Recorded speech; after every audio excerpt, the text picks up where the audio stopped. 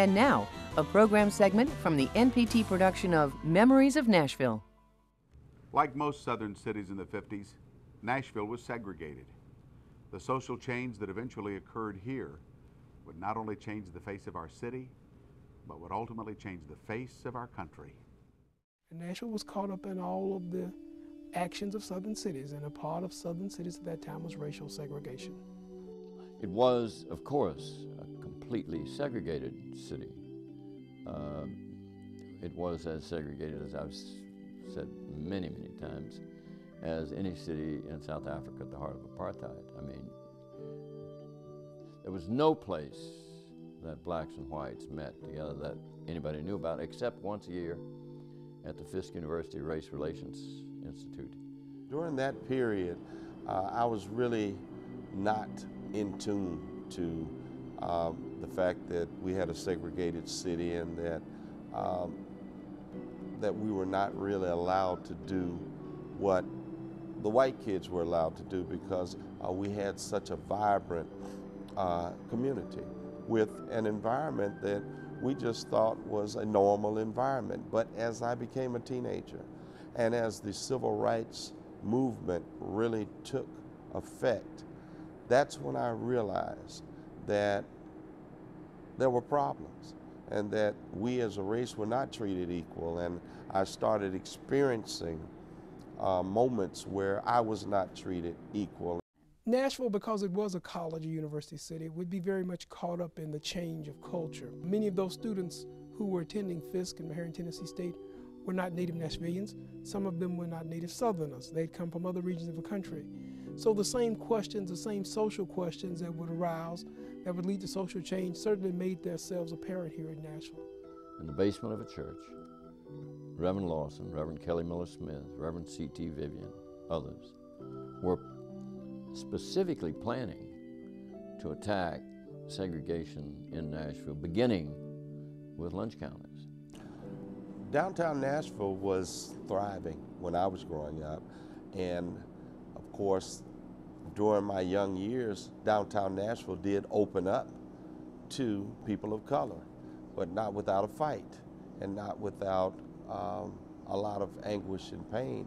And fortunately, I was able to witness that too. I'm a member of First Baptist Church, Capitol Hill, and our church was right smack downtown.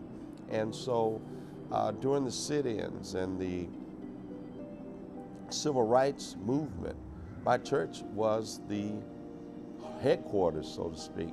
I can remember going in the basement of my church and hearing the students, college students, learn the freedom songs, and I learned them too by listening, and go through the sensitizing or desensitizing, however you want to look at it, learning how to take abuse and pain without fighting back.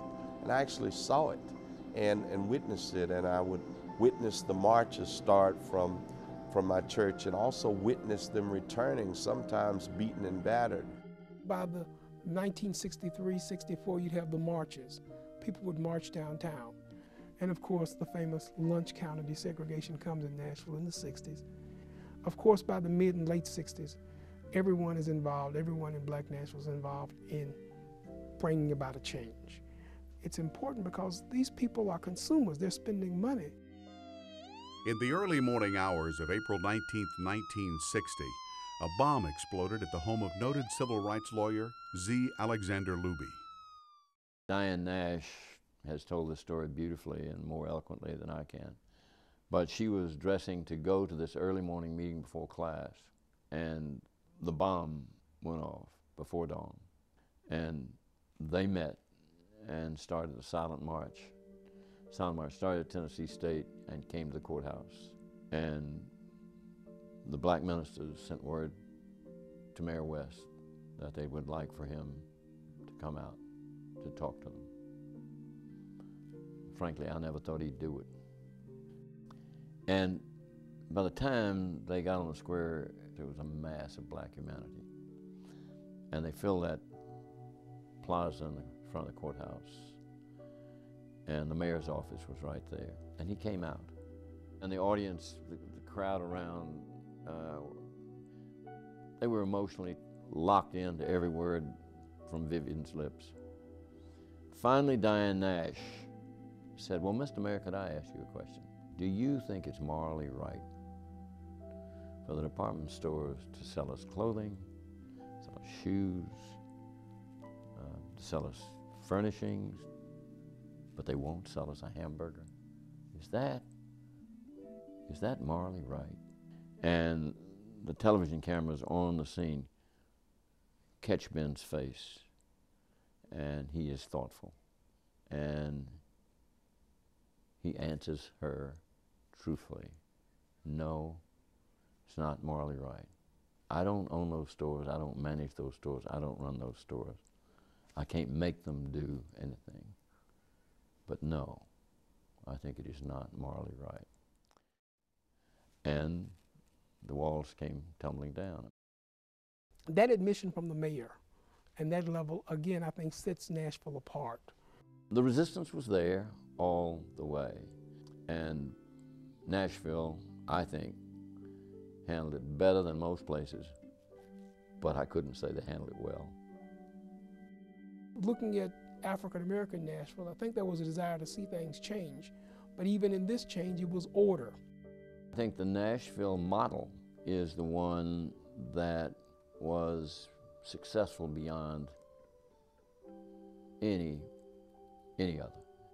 And it was successful, I think, because the planning included an absolute commitment to nonviolence.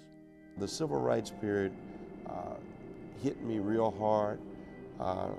It hit me in a lot of ways that I can say made me who I am today. I got to see the civil rights period from the inside out, and then I got to live the results of it, and so it was had a great effect upon me.